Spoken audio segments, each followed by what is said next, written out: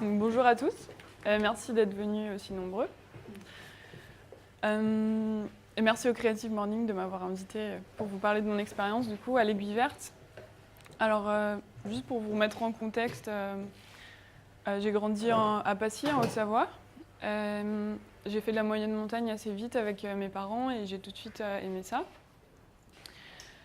J'ai fait mon premier Mont Blanc du coup avec mon père assez jeune et je suis tout de suite tombée amoureuse de la haute montagne et l'idée de devenir guide est venue assez vite dans mon esprit. J'y pensais, non c'était un rêve vu que j'étais une petite fille mais j'y pensais beaucoup. Et à 19 ans j'ai intégré le groupe Espoir de la région PACA. C'est des groupes de jeunes alpinistes dans chaque région. Qui sont encadrés par des guides pour aider les jeunes à devenir autonomes en haute montagne. Donc j'ai fait quelques sorties avec ce groupe. Parallèlement, je faisais des sorties avec des copains en montagne.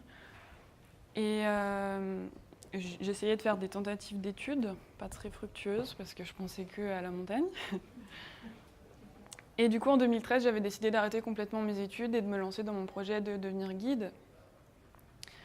Et donc je suis retournée habiter chez mon père à Saint-Gervais et je faisais de l'escalade, du ski, de la montagne. Et en mai, je suis partie faire la Verte avec un copain par le couloir Wimper, donc la face sud. La course était super bien passée, les conditions étaient bonnes, la neige était très bonne, on avait bien avancé, on était dans les temps et donc tout était parfait. Et une semaine après, du coup, ça m'a donné envie d'y retourner, toute seule, et par une voie plus dure, donc par le couloir couturier, par la face nord. Je me pensais prête, et donc je me suis lancée dans l'aventure. Au Grand Montet, donc j'ai passé 2 nuits au Grand Montet avant de me lancer dans le couloir pour attendre le bon créneau météo.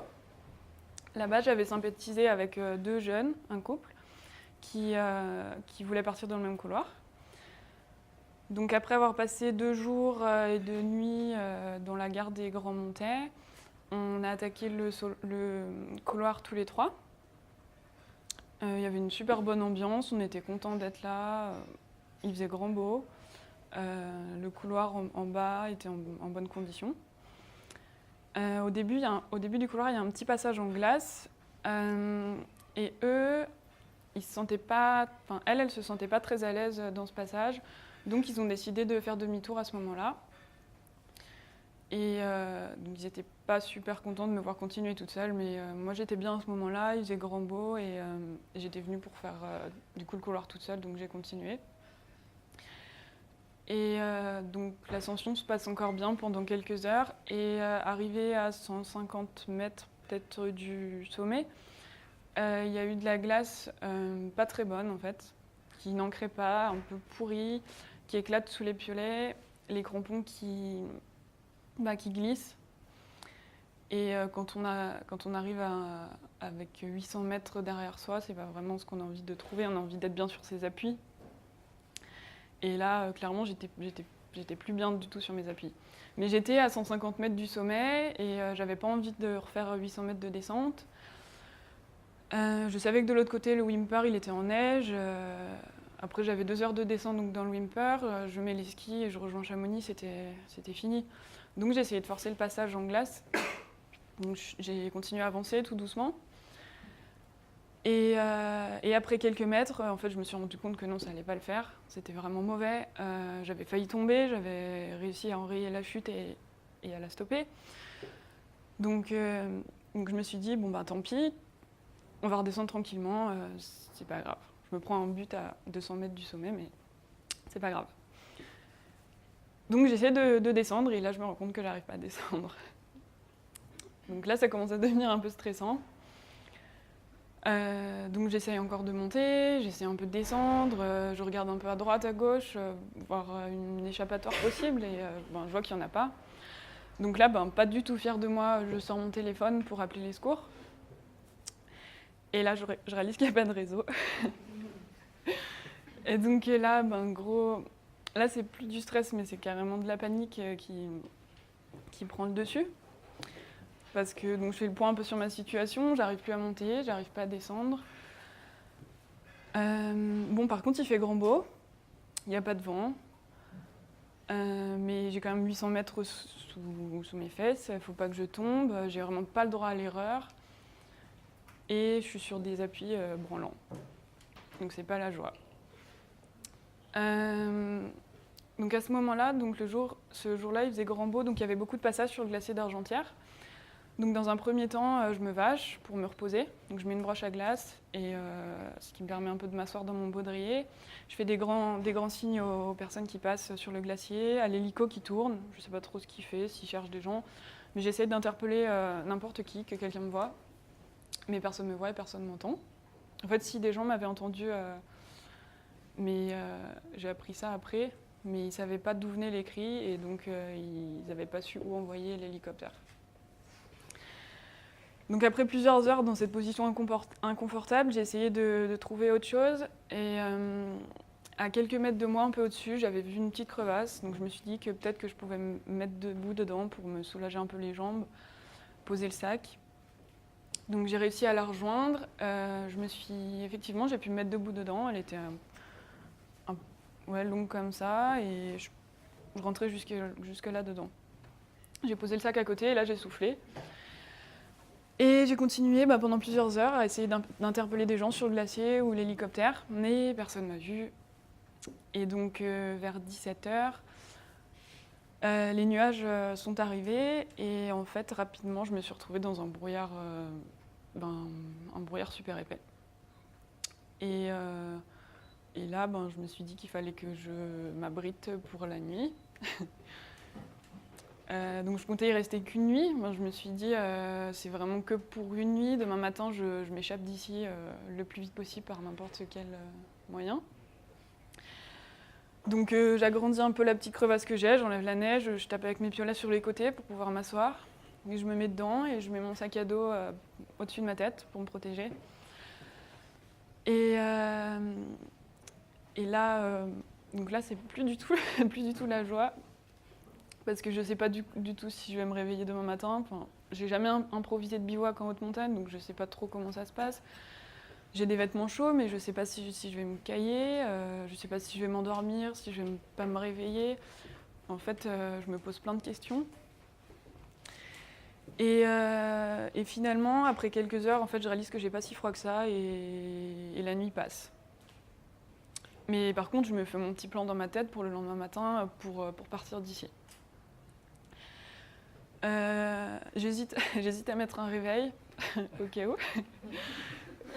parce que le Whymper, il faut le descendre, ma voie de descente, il faut l'attaquer le plus tôt possible, en fait, pour pas qu'il ait trop chauffé, qu'il y ait des coulées de neige. Donc j'hésite à mettre un réveil, puis après je me dis que c'est quand même ridicule. Surtout que j'ai pas du tout dormi. Donc voilà.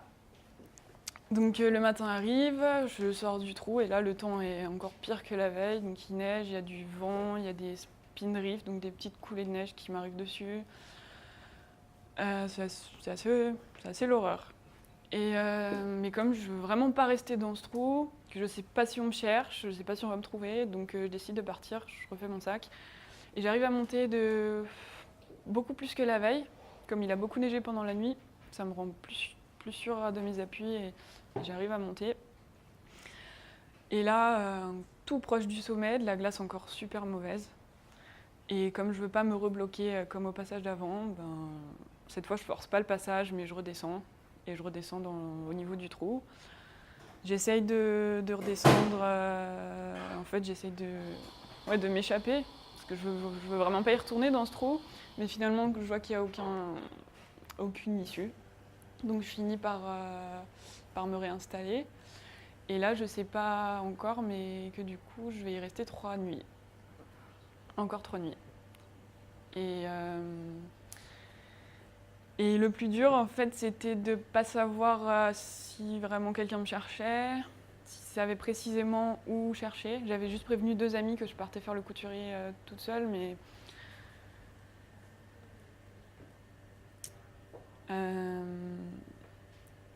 Ouais, bon, peut-être que j'avais pas dit aux bonnes personnes, non, je sais pas. Ouais, le fait de ne pas savoir si quelqu'un nous cherche, le fait de ne pas savoir combien de temps ça va durer aussi, ça c'était dur. Si j'allais sortir en fait de ce trou, je ne savais pas. Après, je suis très croyante, donc la prière m'a beaucoup aidée. Et le fait de vouloir revoir ma famille, en fait, je pensais à mes parents, je pensais à mon frère et à ma sœur. C'est vraiment les 4 personnes, ils ont été avec moi là-haut pendant les 4 jours, et c'est vraiment l'envie de les revoir qui a fait que je ne me suis pas endormie trop profondément, je pense. Et les imaginer tristes et malheureux, je pense, c'est ça qui m'a fait tenir. Et puis le samedi matin, donc après les 4 nuits, là j'étais plus très bien. Je commençais vraiment à me poser des questions sur mon sort et sur ce qui allait m'arriver. Je commençais à me dire que ma vie elle allait se finir là-haut toute seule. Et puis j'ai enlevé ma capuche, j'ai ouvert les yeux et j'ai vu qu'il y avait un petit ciel bleu en fait à travers le toit. Une couleur que j'avais pas vue depuis le début. Donc j'étais plutôt contente de voir ça. Donc j'ai plus refermé les yeux, je suis restée un peu éveillée. Et quelques instants plus tard, j'ai entendu l'hélicoptère arriver. Donc là, gros soulagement. Et quand je l'ai pensé assez proche de moi, du coup je suis sortie du trou et je les ai tout de suite vus. Et j'ai vu les 2 pilotes me regarder. Bon, ils m'ont tout de suite vue. Et là j'ai soufflé, du coup. Et voilà. Et donc aujourd'hui, après tout ça, il a fallu que je m'en remette mentalement, aussi physiquement, parce que du coup mes pieds avaient gelé, donc on m'a coupé tous les orteils. Mais après, ça n'a pas été trop dur à encaisser mentalement ça, parce que quand j'étais là-haut, j'avais un peu fait des trocs avec Dieu, et je lui avais dit qu'il pouvait prendre mes jambes entières s'il voulait, mais que je voulais vraiment redescendre vivante de là-haut. Donc franchement, les orteils, c'est pas pas trop grave. C'est pas trop grave. Fallait juste s'en remettre un peu physiquement, réapprendre quelques trucs, l'équilibre, mais c'est revenu en fait assez vite. Et après, c'était plutôt En fait, c'est en écrivant, du coup, j'en ai écrit un livre. En écrivant le livre, en parlant avec les secouristes, j'ai réalisé à quel point en fait j'étais vraiment pas passée loin. Parce que le samedi matin aussi, l'hélicoptère avait survolé le couloir une fois, je l'avais pas entendu. Et ils se sont dit, on refait un survol et ensuite on lâche ce secours. Et c'est au deuxième survol que je les ai entendus. Et donc, je me dis que je les ai pas entendus la première fois, il aurait fallu peut-être rien pour pas que je me réveille la deuxième fois. Donc j'ai vraiment de la chance d'être ici aujourd'hui, j'en suis consciente. Et donc je remercie la vie tous les jours d'être là. Et donc voilà, et donc ce que j'en retiens surtout, c'est que la vie c'est fragile, c'est précieux, et que les accidents, ça n'arrive pas toujours aux autres. Donc bien sûr, faut profiter, hein, mais il faut faire attention et pas prendre trop de risques. Et j'ai aussi réalisé que j'ai réalisé pas mal de choses par rapport à la mort aussi, que en fait ça me faisait pas tellement peur de mourir, mais c'était surtout mourir seule qui était pas génial. Et du coup j'ai rejoint une association de soins palliatifs et pour être avec des personnes en fait en fin de vie, parce que j'ai compris que mourir seule c'est pas agréable. Voilà. C'est pas cool. Et voilà. Je voulais pas vous plomber le moral par contre. Parce que du coup maintenant je suis ici donc je prends moins de risques, mais ma vie elle est pas du tout moins palpitante qu'avant. Au contraire, en fait, je prends beaucoup plus de plaisir dans des choses beaucoup plus simples. Ça peut être des randonnées, juste une sortie en ski de rando. J'ai plus besoin d'aller faire un solo toute seule à 4000 mètres pour être heureuse et bien dans des moments tout simples. Voilà, c'est surtout ça le message en fait, c'est qu'on peut profiter dans des moments très simples. Voilà.